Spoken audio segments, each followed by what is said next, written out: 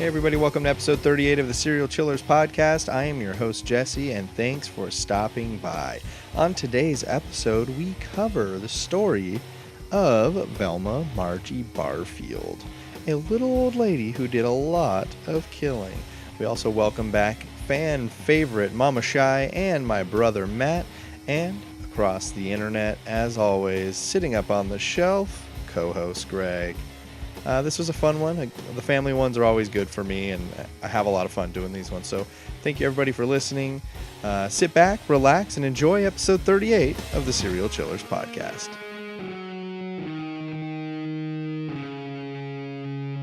Welcome to episode 38 of the Serial Chillers podcast. I know I was confused in the last episode quite a few times and bounced around between 37 and 38, but this is 38, so that's the way it's going. I am your host, Jesse. As always, across the internet, I am with producer Greg. How goes it, producer Greg? Goes well. Thank you for asking. Co-host Greg. I'm already slipping, man. He's not producer Greg. We were just talking about and referring to him as producer Greg for some people who are behind on the episodes. I'm not a guest on this show. I am a fixture. To get used to him. All right, everybody out there, Greg is here to stay. Semi-permanent. Yes. I'm like a henna tattoo. He's a henna tattoo. And returning for her fourth episode, she prefers to go by Mama Chey. Hello. Whoop, whoop. Welcome back, my Hello, mom. ladies and gentlemen. Oh my gosh, she is already way too into it. And to complete my sibling cycle, except for a Chicago sister, to my left, the last sibling, Matt. Hey guys. You said the last sibling. He's like the last one to get on here, but chronologically, he's not the last one. He's not. I just meant on the show. And then I also have a sister, Matt, and I share a sister who lives in Illinois. So she has not been on the show either. But Matt is my nearest brother. We're only like 18 months apart. Exactly. Close. And if I kick you under the table, that means start speaking. So you guys might know how to play the game. Matt might not really. He's new to it all. So in case you don't, this is how it goes. Each week I sit down with old friends, new friends, good friends, and bad friends to tell them the story of an infamous serial killer. Throughout the show, you guys will chime in on my story and have stories of your own if you brought them that are true crime, dark, creepy, unsolved, or otherwise mysterious. Lastly, if you have questions about questions, make sure to ask questions because I cannot answer questions about questions if you never ask questions. So ask questions. I got it. Are there any questions? Not yet. Nope. Then welcome to and let's play the Serial Chillers podcast. Just redrop that in there. Yeah. Question number 1. Get ready for it. You guys got your pens. This is how it works every time. Today's serial killer, Velma Margie Barfield. Barfield? Barfield. Okay. Have you heard of Velma Barfield? No. Question number 1. In what year is Velma Barfield born? Closest to the answer is going to get 250 points and take the first lead of episode 38. Go ahead, Matt, write it down. Let me know when you gotta guys say, got man, it. that name is something. It's promising. Velma Margie Barfield. All right, Chey. Taking a long time to write a year over there. What do you got? She's spelling it out. Chey says 1944. Matt says 1938. Well, Velma Margie Barfield was born October 29th, 1932. Matt is going to take 250 points and take the first lead of the Serial Chillers podcast. The middle fingers fly for those of you not able to see what's happening. We were both in the right era with the name Velma. Yeah, you guys were pretty dead on there. Velma Margie Barfield I always use Papa's year of birth when you ask me these questions. It's the first question of every episode. I always use 1940. Shows how much my mom listens to the show. 250 points to Matt, 0 to Shy. We're moving on to question number... Just kidding. In October 29th, 1932, Margie Velma Barfield at this time she's Margie Velma Bullard, was born in South Carolina to Murphy and Lily Bullard. She was the oldest girl and second of a large family of 9 children. Yes, they were a small-time tobacco and cotton farm. So she grew up on this single-room house on a cotton and tobacco farm. In 1934, from the ages of 0 to 2, she lived in Wade, North Carolina, on her father's small farm. Her home had no electricity or running water or outhouse. She learned to take trips to the woods or use chamber pots every time she needed to use the bathroom.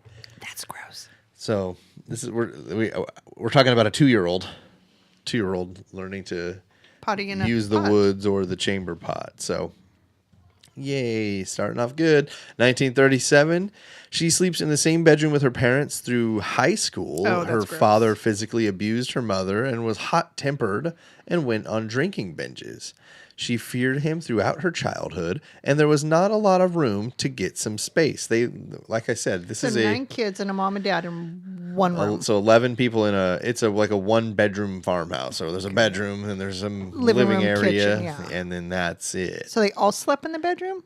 I think a good portion of them slept in the bedroom. A good portion of them slept in The girl slept in the bedroom. The boy slept out in the living room. Perhaps that is exactly what it was. Of that, I am not sure. But in 1939, Velma begins the first grade. She likes school, and her teachers say that she's working very hard and achieving good grades. In 1942, her father begins working a late shift at a textile mill, so she didn't see him much. But when she did, it was in the small house they lived in together, so they were in very close proximity. It keeps coming back to that. Close proximity thing. I don't know. I wouldn't want to live on top of anybody, but she didn't get a choice. In 1943, she's now 11 years old, and Velma's chores include keeping the house, washing, ironing clothing, and mending for a family of 11, like repairing all the clothes. Sadly, I had to look up what mending was, so I'm just going to clear that up. I thought I knew, and I was pretty sure, but I needed to double check. Yes, she did some mending for the family. Velma loved school and would therefore be upset when her father pulled her out. Question number 2. Why would her father pull her out of school so often? This one's going to be multiple choice, and for 250 points. Did he pull her out to A, do the yard work by hand, B, do laundry because using a washing board took so long, C, so that she could work at a local store and make money for the family, or D, so that he could teach her how to be a mechanic? Don't try to get a read on me, Shy. Poker face. Got answers? Matt says B, to do laundry. Shy says C, so that she can work at a local store and make money for the family. Well, her father would dismiss her from school quite often early on days because she needed to do extra laundry because using a washboard took so long. Matt scores another 250 and is going to take a 500 to 0 lead. Shy, who has never won, looking for her first victory today. It's not going to happen. Good job, Starts Matt. off Good job, in buddy. what you call a pit. So Shy already is In the giving hole? up. Yep. And what she's doing here is beginning to compliment Matt because she knows she's behind and she's got to get some positivity out of this episode. Good job, buddy. Oh, thanks, Mom. Good job, buddy, says Cheyenne. Not even a good job, son. So in 1944, at the age of 12, Velma begins cooking all of her family's meals each day at 12. Yeah. Sounds like Poor me. girl. Your daughter's 14, and there's no way she could cook the meals for the whole family every Mac day. and cheese at max. I put here they were probably so delicious. In 1945, at the age of 13, twice each summer, her family sent her to Presbyterian Bible school. Twice a summer. I'm not sure why she needed to do both sessions, but she was, Old and New Testament. yes. Oh, just had to get out there and get the full experience. In 1945, at the age of 13, Velma's father surprises her and buys her an expensive pink ruffled gown for a dance that she's going to. Oh. She says that this is the happiest day that she can remember. Later that year, in August, Velma's family moves to Robeson County, where she meets Thomas Burke. In October of the same year, Velma stays home from school, being ill with the flu, and for whatever reason, at this time, she claims that her father raped her. In 1947, at the age of 15, Velma is chosen to be on her school basketball team, but her parents do not allow it because she had too many chores. This again angered her because she was so good and loved being around school. So this was her place to escape. It was kind of like, if you recall, with Jeffrey Dahmer, how he would like stay at school until like 7 p.m. drinking. So he didn't have to be home. Yeah, so he didn't have to be home. So she got to be at school, whatever, learning, Away playing from her basketball, siblings not and her doing mom and laundry dad. or cooking for the whole family. But they're doing what they can to take away from her whenever it can be taken away. So, question number 3. At what age did Velma begin to date that young man she met, Thomas Burke? Shai says 15 and a half. Matt says 16. Well, in 1948, at the age of 16, she began regularly attending the Baptist church and was baptized. She also begins to date Thomas Burke. Matt nails it on the head. Wow, buddy. Good job. And is going to get the bonus for the nailing it, and now has a 1,000. That's bullshit. They're cheating. Loser. How Great. Come on, man. Help me out here. Whisper something in my ear. we can all Problem hear is, it. it goes to everybody's ear. Okay, give me some eye signals. We can all see him. Just don't look at him. That's the only Quit. thing that's keeping me paying attention here. Quit trying to get something out of the big screen in the sky, okay? Okay, I'll be legit. He already feels Messiah enough at times, so I try to bring him down to, oh, what? It just played automatically somehow. What is this? I saw your hand, but I appreciate the effort. Can't pull the wool over old Greg's eyes. Yeah, you bastard son of a bitch. Okay, so Matt is leading 1,000 to nothing after only 3 questions. So it's looking good for old Matt. So Cheyenne, Looks like your daughter's not talking to you for a week. I know. get, I'm not allowed to Dang, talk rough. to her. Either way. get to work, Shy. I'm going. Yum. In 1948, again at the age of 16, she starts regularly attending the Baptist church and dating Thomas Burke, waiting many months for her 16th birthday to arrive so her father would allow her to begin to date. Oh, wait. No. Jump back. Because you said she started dating at 16, and then you just said that. Okay, never mind. So That was her right. father- She was waiting until she was 16 so she could. Okay, I was just trying to. Yeah. Okay, never mind. Go ahead. Sorry. Yeah, Shy, I've been doing this a while. All right, was this like your 4th episode or something? I was All just right. trying to find it out. Don't embarrass yourself. There was, they had a love that moved so fast, you guys. Okay, 16-year-old Velma was in love with Thomas Burke. In 1949, at the age of 17, after a whirlwind love affair, Thomas Burke proposes to Velma at the local movie theater. How sweet. I wonder what movie. So they're going to quit school, get What year? married, 1949. It was a black and white movie. Top grossing movies of 1949. So they're going to quit school, get married, and go to work at the textile mill. I do not have a month. All right. Early, though. It would have been early. So these would have been actually the bad films. Anyway, later in 1949, she runs away and gets married to Thomas Burke in Dillon, South Carolina. Some people say that she only did this to get away from the home. Later that same year, Thomas quits school and begins working at the textile mill in Red Springs. In 1950, she's now 18 and moves in with Thomas and his parents and begins attending the Baptist church with them. So she's begins attending the Baptist church on her own because when she met Thomas, because she wanted to get closer to him. Remember, she went to Presbyterian school twice a summer. And so she's attending Baptist. Oh, now she's going to Baptist. Well, I think she really loved Thomas Burke Yes. and wanted to prove to him that, Love conquers she all. could love God the same way as him. So, yep, I don't claim to understand it all. I'm just here reading the words that are on the page, So, October 12th, 1951, at the age of 19. Oh, sorry, I skipped one line here. In 1951, Thomas quits his job and they move to Wade near Velma's parents. There, Thomas works at a soft drink company. In October 12th, 1951, Velma gives birth to a son she named Ronnie and moves back to Parkton, where she and Thomas would rent a house for the next 11 years.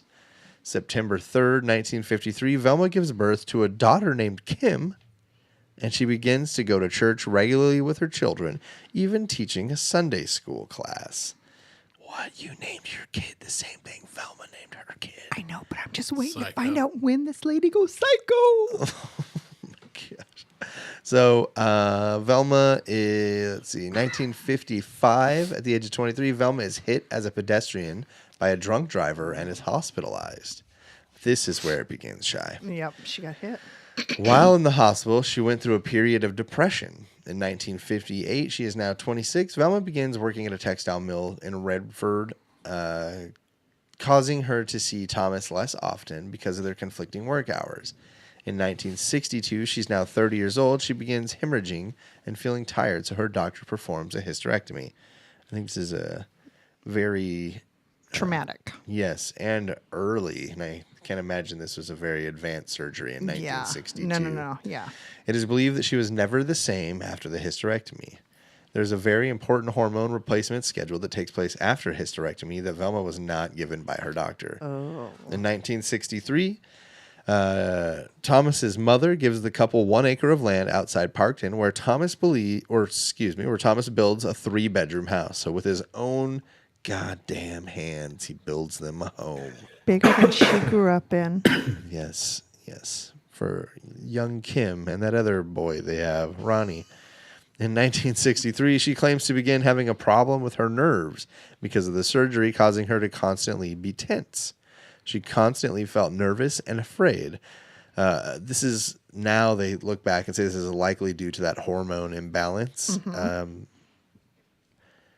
I could never really see, and I think it was a doctor just not really knowing what the fuck he was doing. Well, not probably back someone then who they was didn't- being malicious. Yeah, they didn't know the hormones a woman would need after hysterectomy, probably the, proper hormones like they do now. So She did not get anything. They Yeah. did the procedure and they moved on. So kind of again, the big turning point for her. So, in 1965, Thomas begins day drinking after joining a civil organization, the Jaycees. Have you heard of the Jaycees, Greg? Yes, I have. What do you know about the Jaycees? I know that there are a young group of kids who, not young, but like, teenagers and young adults, and they help out their community. They're like the Rotary Club, but younger. Okay. And they also have other famous members who have gone on to become serial killers. Oh. Jesse, back to you. Who else was a Jaycee? Gacy? Gacy was a JC. Gacy was a Jaycee. Okay. I feel like there was another one too, but I can't quite remember. Well, do your magic up there. Oh yeah. So Thomas, and you're about right, Greg, because Thomas joins the Jaycees in his early 30s. So Young adult. yeah, he's drinking regularly and heavily as an alcoholic now. It has caused a change in his personality. And now this was a big deal too, because prior to this, Thomas didn't drink at all. So he went from not drinking at all So to... once he started the JCs, he started drinking. I think it's one of those things where that's where people started noticing it, because he had like a place to go and a place to do it, Okay. and people to be around, and it seemed more accepting. Everyone But else was doing it. I think that he was doing a pretty decent job of hiding it prior to joining the Jaycees. Mm-hmm. I wasn't there. I Nope. can neither Neither confirm was nor I. deny this. But in 1966, Velma calls the police and has her husband sent to the Dorothy Dick State Hospital for his excessive drinking. This is just, you could just do this in Pick up a phone. 1966. My husband drinks too much. Ship He's him a off. goddamn alcoholic. Well, ma'am, then we're going to take him in. You got it. He needs to dry out for a little bit. We actually have a song that we go by for this. What do you do with the drunken sailor? What do you do with the drunken sailor? Whatever it is, it's early in the morning. Yeah, exactly. So the Dorothy Dix State Hospital for excessive drinking. Thomas leaves the hospital 3 days later, enraged at her for sending him there and embarrassing him. But why he stayed 3 days, though? Why he stayed 3 days, bro? He's like, Because he he's really actually needed to dry out. This is actually a great message, you guys, but I'm kind of embarrassed the circumstances at which I arrived here. I'd like to do this on my own someday, perhaps. This just isn't the right time. Today is not that day. So with that, It's a 72-hour hold. That's what I was going to say. Right, I They would say it's an 5150 involuntary him. 72-hour hold. with that, I bid you adieu. They're like, you can't leave for 6 more hours. Of course, I'm just warming up. I was a practice run. Later that year, Thomas loses his job because he is never there due to his consistent alcoholism. Yes. And I shouldn't say everybody, lots of people enjoy a drink every now and again. Lots of people enjoy lots of drinks every now and again. But if you're missing work because of the drinks you're enjoying, Stop drinking. you may have a problem. Yeah, you're and wanna probably seek doing help. it right. Yeah, seek help. Let someone help you through it. You Have can't. your wife call this place. Not everyone can do it alone, and maybe, just maybe, you can go to the Dorothy Dix State Hospital. Problem is, he was out for 72-hour holds twice a week. In 1967, Velma begins working 2 jobs to support her family. Question number 4. Which 2 of these jobs did Velma do? I'm going to give you 4. She did 2 of these. Was she A, a movie theater attendant, B, a clerk at a department store, C, a machine operator in a cotton mill, or D, a DJ at a local radio station? Movie theater attendant, clerk at a department store, machine operator in a cotton mill, DJ at a local radio station. She was 2 of these. Shy says B and C. Matt says A and C. Matt, you're going to get 250 points because C is one of them. So Shy, you're also going to get 250. You're on the board. Shy gets an additional 250 because she also, oh my I God. finally got something. Oh my God. This is You're got still pretty far behind, though. I know, but I got something. So call it a comeback. So Matt gets 250, putting him up at 1250. Shy gets 500 out of it. I'm not going to go home with a goose egg. You are not going home with a goose egg. In fact, you got 500 points. Matt so far has scored on every question available. Good job, buddy. So after question number 4, she is a clerk at a department store. The store is called Belk. I didn't even look into it. Good for her, department store, Belk. And a machine operator in a cotton mill. In June of 1968, she's now 36 years old. At this point, Thomas Burke pins his son up against a wall, threatening his child's life with a knife after an argument. This, of course, is particularly distressing to Velma, as she does not feel that he can adequately protect her family. She's what's she gonna? I mean, she's not gonna. She can't. He's got a knife threatening her son. It's not like she can just go stand in the middle of him and Break him up. and hope for the best, Yeah. right? Hey, you guys, come on. Just get the hose like you do for fighting dogs. No, not even a hose, just a spray bottle. It's just cold. Or flicker the lights. No. Back in those days, they probably all had the little drop string, so she had to keep pulling it. Clinking, clinking, clinking. Oh my gosh. In November of 68, she's now 37 years old. This is 5 months later. Velma collapses in her kitchen and is taken to the hospital after having a nervous breakdown. She is medicated and given potent tranquilizers by her doctor. So this is another turning point, by the way. But up until this point, you can just kind of feel bad for Velma, I think, right? She's 37 years old, and there's really not a whole lot that she's done that would lead you to believe that Velma Barfield is a piece of shit. She seems like a pretty nice lady So far. so far. But like I said, this other turning point is when she is medicated and given potent tranquilizers by her doctor. In 1969, Velma takes her prescribed tranquilizers, but takes them 3 times a day instead of the prescribed dosage of 1 time daily. She quickly runs Building up an immunity. She quickly Can't be runs. tranquilized now. She quickly runs out of medication, so she visits more doctors for more prescriptions. So I can't remember the exact term, but I believe it was doctor hopping, where she would just go to 4 or 5 different doctors and get her pain medication. And back then, they had no way of tracing. It Right, wasn't, right. So she was just getting hooked up with whatever pain medications they were giving her, and she was getting fucked. Velma's getting fucked up. Yeah. So she soon falls into a deep depression because of her prescription drug abuse. This will be the biggest turning point in Velma's life. All of the bad that she does, it is all in the name of getting more drugs. Oh. On April 21st, one day late, 1969, while Velma is in the laundromat, Thomas Burke has an accident. Question number 5.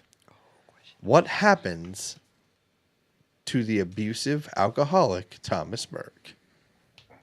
A. He shoots himself in the head. B. He falls off a ladder to his death. C. He gets in a drunk driving accident. Or D. He falls asleep with a cigarette and starts a fire. Oh, this was so good. Shoots himself in the head, falls off a ladder to his death, gets in a drunk driving accident, or falls asleep with a cigarette in his mouth and starts a fire. We didn't start the fire. It was always burning since the world been turning. We didn't stop the fire. Okay, Now, who knows the verses? that's Greg's job to look it up for us. You keep giving me stuff to look up, and I get halfway through, and then you guys are way past it. So I'm just like, eh. Okay. Got to work a little faster, Greg. This one was super hard because Keep up with that job. I just don't see him accidentally shooting himself in the head.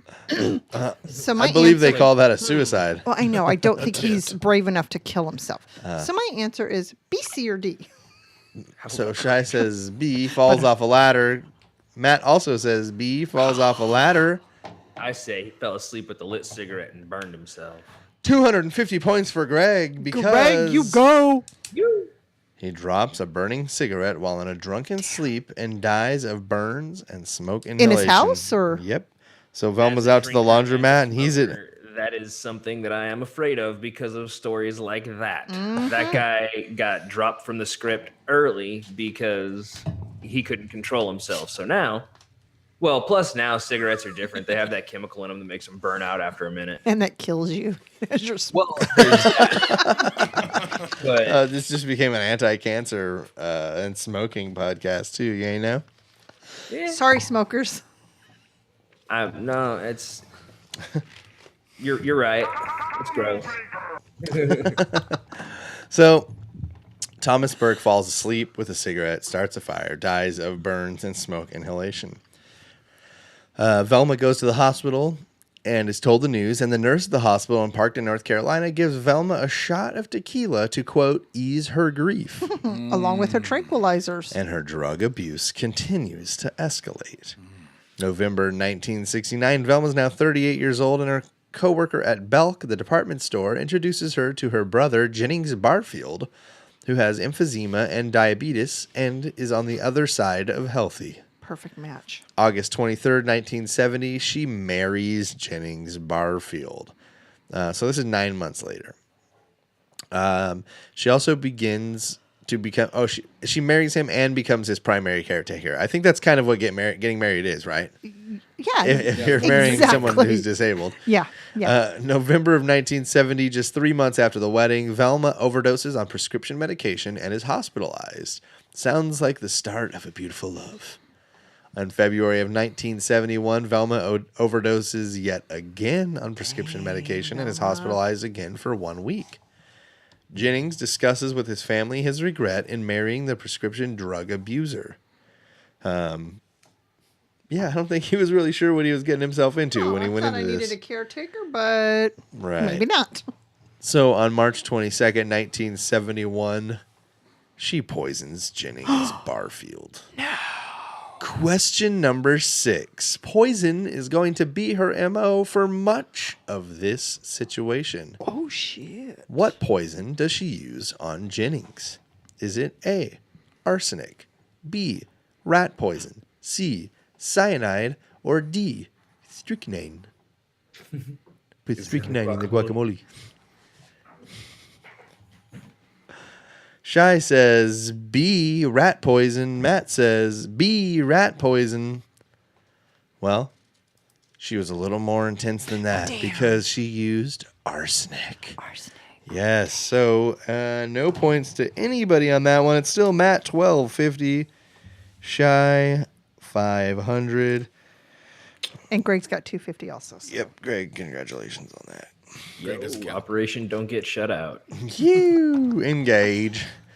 So Jennings has difficulty breathing, was vomiting, and had diarrhea. She claimed that she had meant to only make him sick, but he died in North Carolina in Cumberland County or Fayetteville. She continues her prescription drug abuse even heavier. On October of 1971, she's now 40. Velma has a near fatal overdose, once again due to prescription medication, and is hospitalized for a 3-week stay. Dang. 2 months later, in December, she is fired from Belk and loses the house Thomas built because she doesn't pay her mortgage. So a house she saw built around her, essentially. She loses it. Don't feel sorry for her. She's killing people now. She's on tranquilizers and alcohol. It's no excuse. She's lucky she can do anything. Yeah.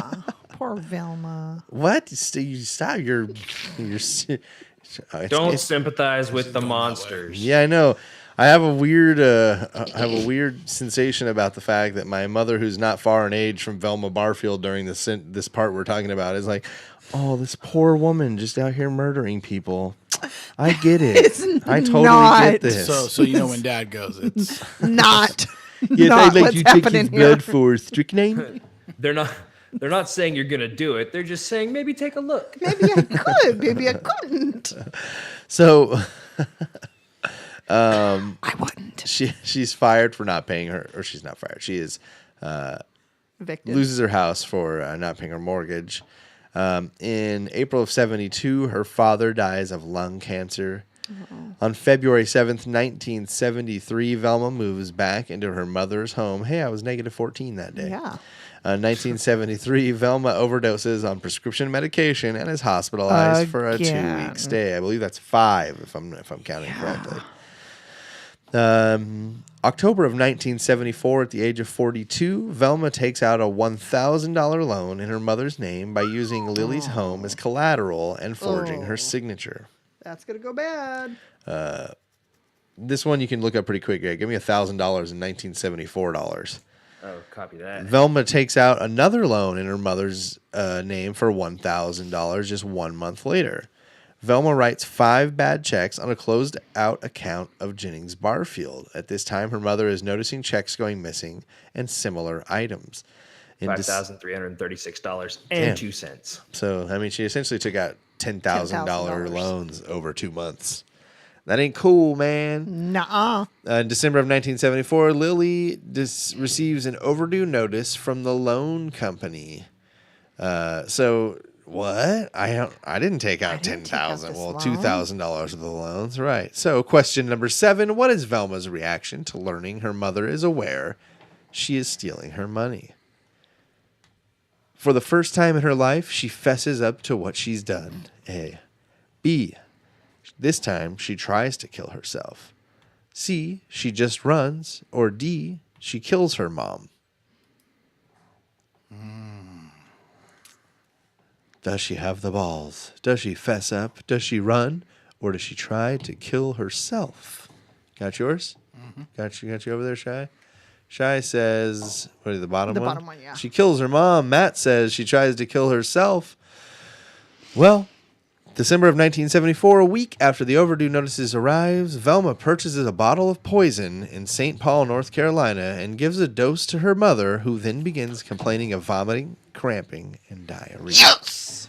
So, She's a Why psychopath. is You're a a bottle of psychopath. poison something you can buy? I know. Isn't that weird? Well, they used to give you cocaine for toothaches back in those days. Well, I guess it Or was ghosts the in your early blood. 70s. I was just gonna say you got ghosts in your blood. Why don't you go home and do some cocaine about it?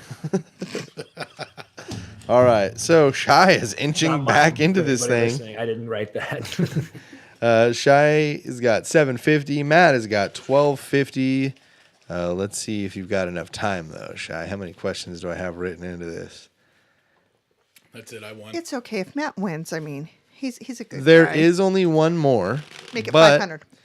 It is a 500 worthy question because it is a guess So you'll have to nail it on the nose. It's going to be a year that you have to nail. And with that, you will only suck be able at to tie years. it. So, Matt, I'll you're take a tie. you're in I'll a take a great tie. position. Well, Shy's got to nail the year to get a tie. I suck at yours. So really, other than that. Pay So anyway, attention. we've got you know how I like to do it and not put a lot of questions in between. Velma's going to start killing some people. Really? Yeah. Well, so, she killed her husband. She killed her mom. right. She killed her mom and her husband. So she gives the dose to her mother. Velma phones a doctor who calls in a prescription. By night, Lily cannot hold herself up. Velma phones the doctor again, and her brother calls the paramedics. Excuse me. Velma rides in the ambulance with her mother, who is admitted to the hospital. On December 30th, 1974, Lily Bullard, who is 64 years old, is declared dead in Fayetteville, North Carolina hospital. Doctors claim the cause of death was a heart attack. In January of 1974, Velma moves in with her daughter Kim and son-in-law Dennis in their mobile home. She ain't gonna kill one of them, is she? February 1974, deputies from the Sheriff's Department warn Velma to pay back the bounced checks. Since she cannot repay them, she goes to her son's house and overdoses on prescription drugs, attempting suicide. Again. Once more, she is not successful and breaks her collarbone, causing a 3-week hospitalization. She fell down. Why is she so good at killing people, but she can't kill herself? This is actually the second episode in a row that we had someone who just attempted Sucked suicide at multiple killing times. Charles Colin, I think, what did he? It was like 7 times or something, right? She's not trying hard enough. Yeah, Yeah, I mean, not it's at all. Like, Their calls for attention. yeah, exactly. They're not actually trying to kill themselves. Like, she doesn't want to die. She wants the just pity. didn't want to pay that bill, so yeah. she was I'm like, gonna "Oh." OD. Somebody pay the bill. Buys her another 3 weeks. Yep. Yeah, exactly. You can't. Well, I've been in the hospital. I got a broken thing. It's true, it is a great excuse. So, let's see here. So she broke her collarbone falling down. The police informed Velma that she'll be arrested when the hospital releases her. So I guess it's not a good excuse. March of 1974, Velma is arrested and placed into jail. She then overdoses and is rushed to a nearby hospital where her stomach is pumped. She banked her medicine for a couple days and then overdoses with it. Oh my goodness. She goes to court the next day after the stomach pump. She pleads guilty and receives a 6-month sentence at the correctional facility for women in Raleigh, North Carolina. She serves only 4 months because of great behavior.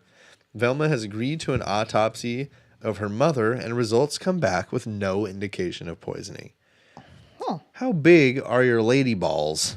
If you for sure know you fucking poisoned your Hey, mom, go ahead and exhume my mom's body and do an autopsy just on come her. on, you guys, go ahead. Because they're like, there's no way that somebody's going to be that bold. She can't be guilty. Well, You know what I mean? They're like, Study on the- nobody's that dumb. well, hello. We might have found someone that dumb. So in July of 74, Velma steals a check from her son-in-law and forges it to purchase prescription medication.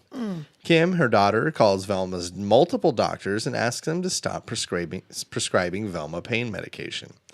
I'm not sure what a doctor has to do if a family member calls, and also it's 1974, so Yeah, it's a little different. yeah, Drug epidemic. yeah. I don't know how. I wasn't there. I was not there in 74, even close. So November 1st, 1975, Greg is a all-seeing, non-aging vampire. They just learned. No, to rope I was there. Greg was there. November 1st, 1975, at the age of 43, Velma was hired as a live-in caretaker for 93-year-old Montgomery Edwards and his 83-year-old wife, Dolly. It's not going to end good. His 83-year-old wife, Dolly, was too feeble to take care of Montgomery herself. He was blind and invalid. They agreed to pay Velma $75 a week, which included room and board. Velma resented Dolly's critical nature and began to hate her. Dolly couldn't do it herself, but didn't like the way that Dolly did, or that Velma was did doing much. it. Yeah, she was would sit around and poke at her and tell her she wasn't doing it right. And you missed a spot, and you have to do it like this, not like that. How she wanted it done. So in September of 1976, Velma meets Dolly's alcoholic nephew, Stuart Taylor, at the Edwards home in Lumberton, North Carolina. He and his wife were planning to divorce. So on January 29th, 1977, Montgomery Edwards dies in Lumberton, North Carolina. February 28th, Velma purchases poison and poisons Dolly Edwards. On March 1st, 1977, Dolly Edwards dies, also in Lumberton, North Carolina. April of 1977, Velma was hired as a live-in caretaker for John Henry Lee and Record Lee. She would be paid $50 a week, which included a room and board. June 4th, 1977, Velma forges one of John Henry Lee's checks for $50. She poisons him to prevent him from finding out what she had done. He experiences prolonged pain and dies in Lumberton, North Carolina. The medical report found cause of death to be a heart attack. In October of 1977, Velma quits her job as a caretaker for Record Lee and moves back to Lumberton, where she would rent a trailer and work as a nurse's aide in a local nursing home. Oh, good Lord. She begins a relationship with Stuart Taylor, the nephew of her ex-employers, John and Dolly Edwards. In October of 77, she moves all her belongings into Stuart's home. He finds letters that were sent to her from prison. He's enraged because he did not know that she had ever been to prison.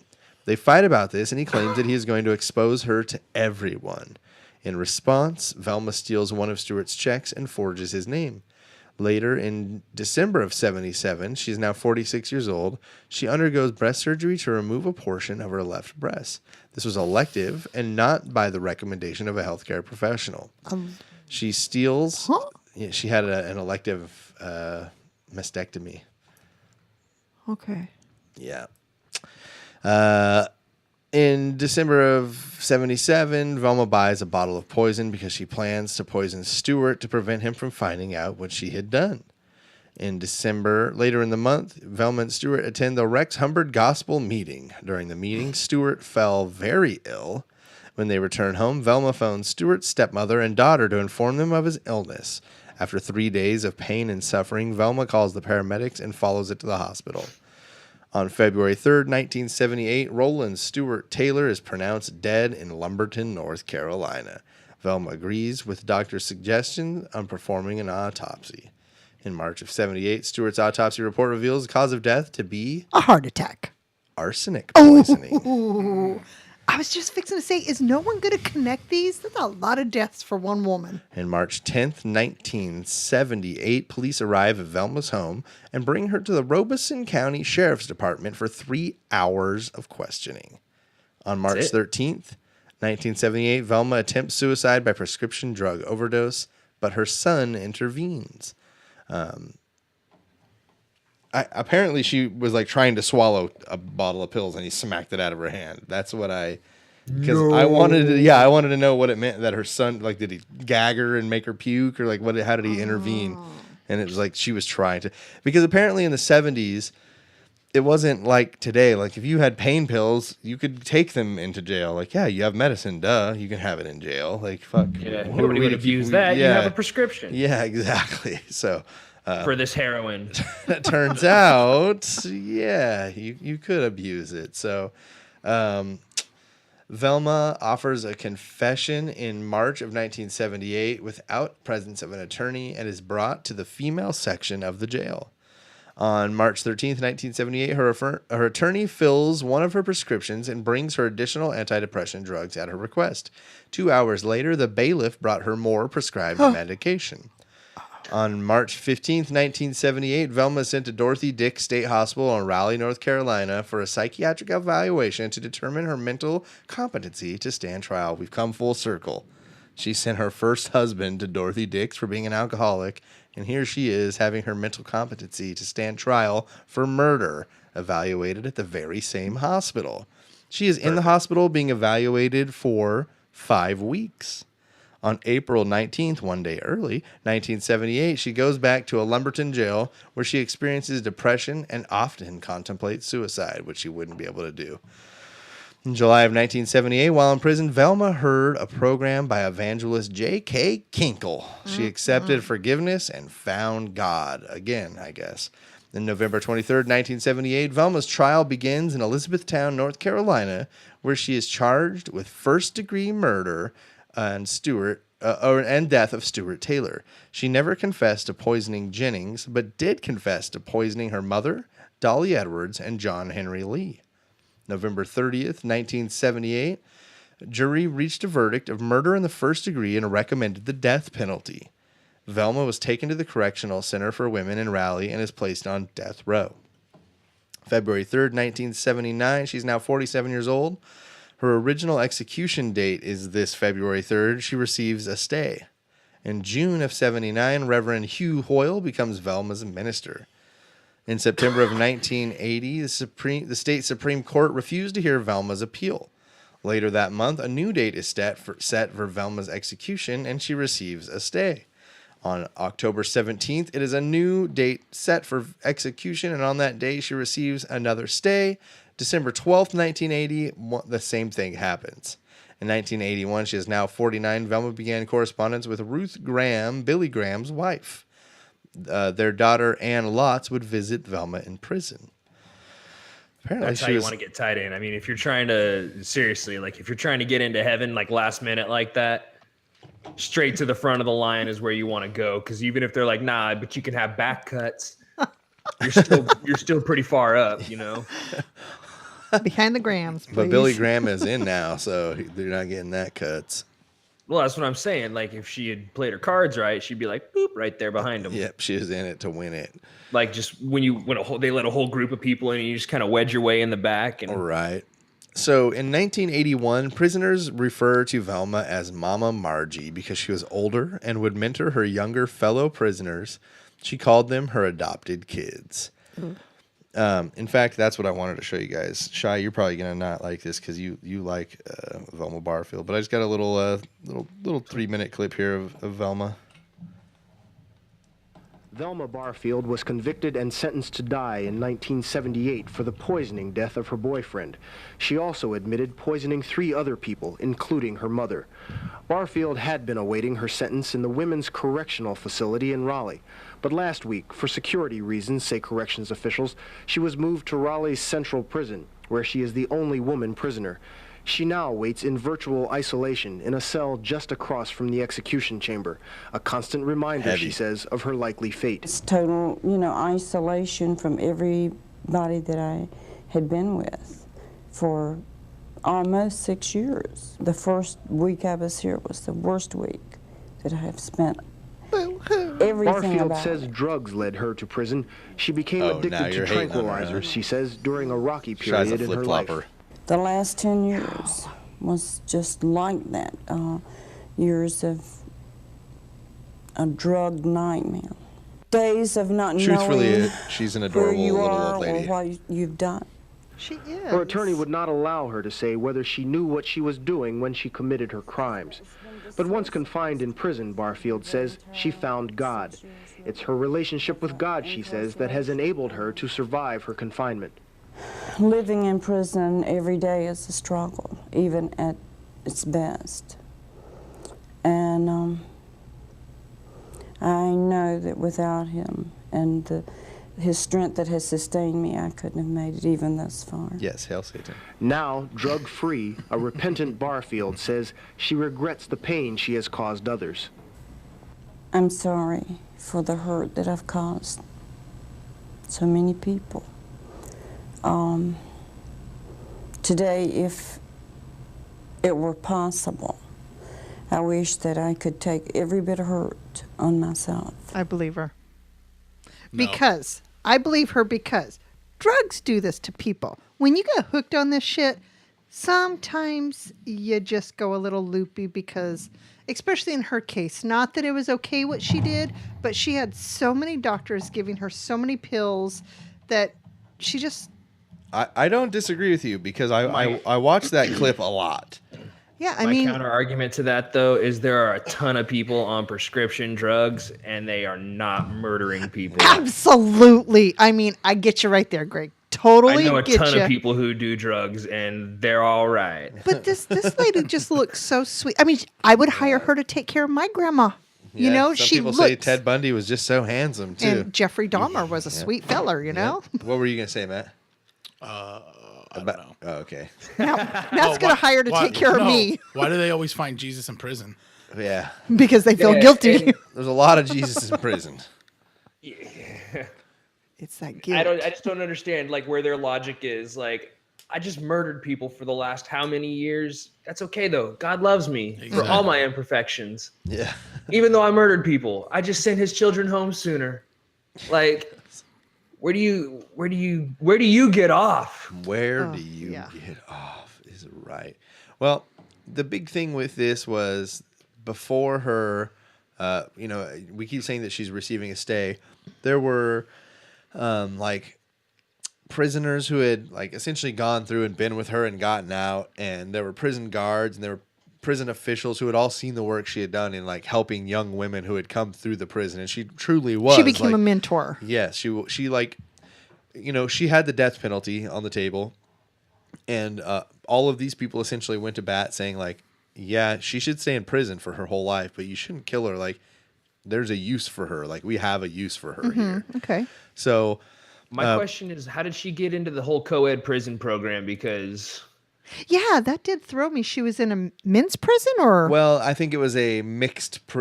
Initially, she was in just like jail. What we heard. So they're like, we can't have her at the women's prison. We're just going to put her over here in the men's prison for a little bit. Well, I think that there wasn't a women's death row in North Carolina at the time. So about a week before her final, they just moved her to a they secluded moved her section to of a the secluded men's. section of the men's area in solitary confinement. Okay. Well, they say necessity is the mother of invention. Isn't that right? So they set a new date for execution at March 22nd, 1982, and she receives one more stay.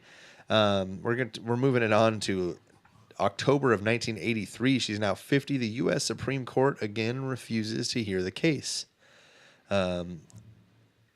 6 months after that, April 1984, North Carolina State Appeal is denied by the U.S. Supreme Court and refuses to hear the case once more.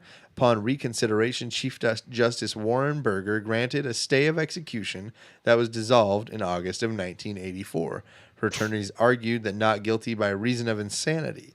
In June of 84, Velma is moved to Central Prison in Raleigh, North Carolina. And on August 31st, 1984, a new date is set for Velma's execution. She received a stay. On September 18th, 1984, Velma supporters appeared before Governor Hunt to plead for clemency. September 27th, 1984, Governor Hunt denies her clemency. On October 20th, 1984, Ronnie and Kim brought their children to visit with their grandmother for one last time. On November 1st, 1984, Velma writes letters to each of her victims' family asking for forgiveness. She asks Reverend Hoyle to distribute the letters upon her death. And on November 2nd, 1984, she is executed. Wow. For 500 points and a possible tie. And it wasn't a year question. I was wrong. Oh, okay. In what fashion was Velma executed? 1984 is the year. Is this multiple choice, or we have Nope. to get? Oh. Shy, you could tie it with a nail on the head. Okay, so what? Matt, if you get it right, Shy can't win. If you get it wrong, you got to hope she doesn't get it right. And if it happens, if you guys get it right, you have to do the artistic challenge, lightning round. Lightning round, artistic challenge. If there's a tie heading out the door, we'll see what happens. November 2nd, 1984. What do you say, Shy? Lethal injection. Matt? Lethal injection. Good defense, Matt, because Velma was executed by lethal injection at the Central Prison in Raleigh, North Carolina, and pronounced dead at 2:15 a.m. Matt's lethal injection guess gets him the victory You with know what? I have a feeling he 1,700. copied me because I wrote mine down first. The funny thing is, I've always been looking over here. Yeah, I don't pay attention to you. I'm paying attention to Jesse over here. Congratulations, Matt. Thank you. I think the Let me score doesn't indicate how close that actually was. Yeah. Like, that was a really good game. Yep. It got close there at the end, and I was like, oh my god, No like, chance. this could No go into chance. overtime. You know, I'm just doing this thing that I'm letting everyone that sits next to me win. I mean, I don't ever want anyone to feel. That's you too know. nice of you, Shy. I know. I got to text Kim now. So, I'll text her. Don't worry. So get in your days talking to her while you can, and then she'll find out when the episode is. Yeah. that's true. It doesn't come out for 5 more days or so. So remember that she asked Reverend Hoyle to distribute the letters upon her death. On December 15th, Reverend Hunt begins to deliver Velma's letters to all of the victims' families. Not a single one decided to take it. They all refused to accept the letters. Wow. They did not want to hear Curiosity would from kill Velma me. Barfield. So that's pretty much it, y'all. That's the Velma Barfield story. Wow. For someone pretty unknown, poison is the name of the game. Well, I guess and she just Velma didn't Barfield, like the gruesomeness. Yeah. Well, like you said, Shy, it was a drug habit, and there was a lot going on that. But just like Greg said, don't use drugs as an excuse. Right. Well, and I think there are different circumstances in anything. She just clearly didn't have a real. She didn't have the easy support. way Yeah. to get it. So stealing checks and writing bad checks and doctor hopping and. It was easy then. Yeah, it was a lot easier. There are systems and balances in now that. That there is. Yeah. So. Well, she was also incredibly selfish. I mean, Oh yeah. like Yeah. on almost a whole new level, because all of her murders seem to be self-serving. Like, Oh yeah, she some killed people, him. I mean, I get murders are self-serving in the whole, you just murdered somebody for your own whatever, but it seems like all hers were just to kind of like further whatever further her not doing anything. or cover up what she did do. Well, that was a lot of the times she said that she was only trying to make people sick to like buy her more time to like cover Well, it's up. like everyone she screwed over. She stole a check, wrote the check when she got Right. caught. Oh, I'm going to kill him. It's easier for me to get rid of them than, Well, that was my counter to that, was that it can't have been every person. Oh, I try to get them sick. Eventually, you've got to get the technique down, right, and Yeah. figure it out. So Or you're just bad enough and you get caught. this is also true.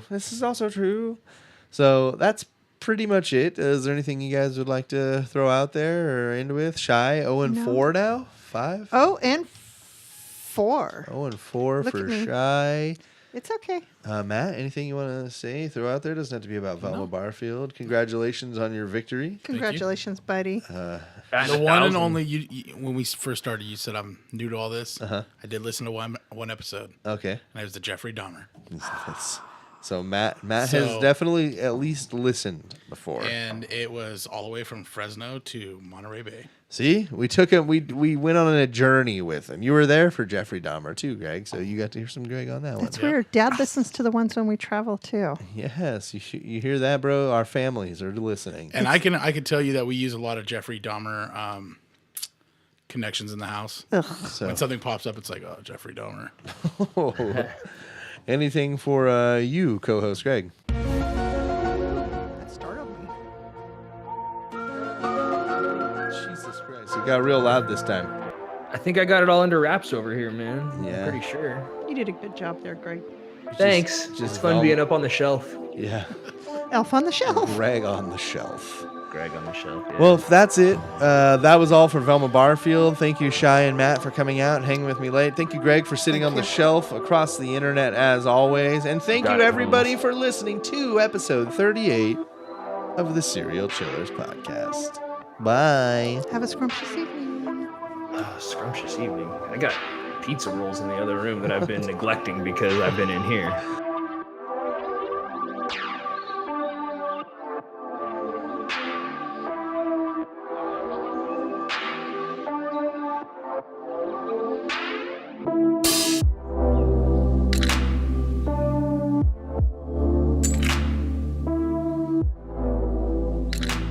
All right, that was episode 38 of the Serial Chillers podcast. Thank you guys again for sticking in there with us. Congratulations to Matt on his first victory in one try.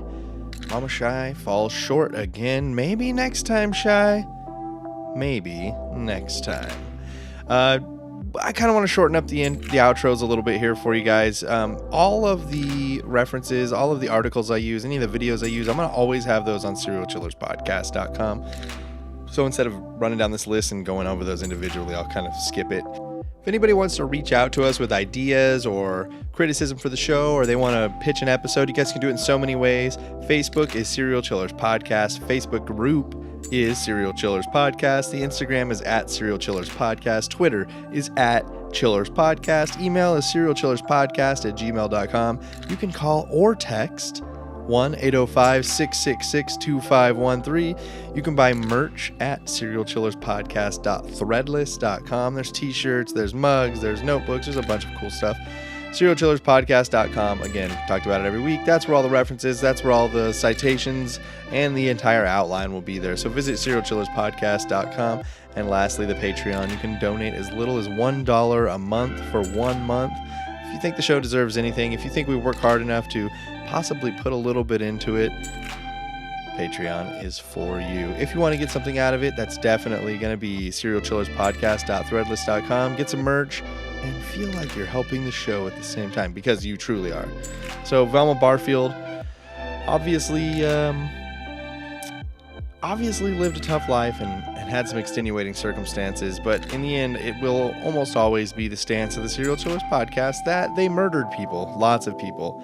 And there are lots of people with this condition or problem or issue that did not murder lots of people. So in our eyes, Velma Margie Barfield, although she was close to had some redeeming qualities and was a very adorable old lady right before her execution, still murdered a lot, and it's never going to be okay with us. This show started for a reason. So that's pretty much it. Thank you guys for sticking in there. Thank you guys for all the words of support.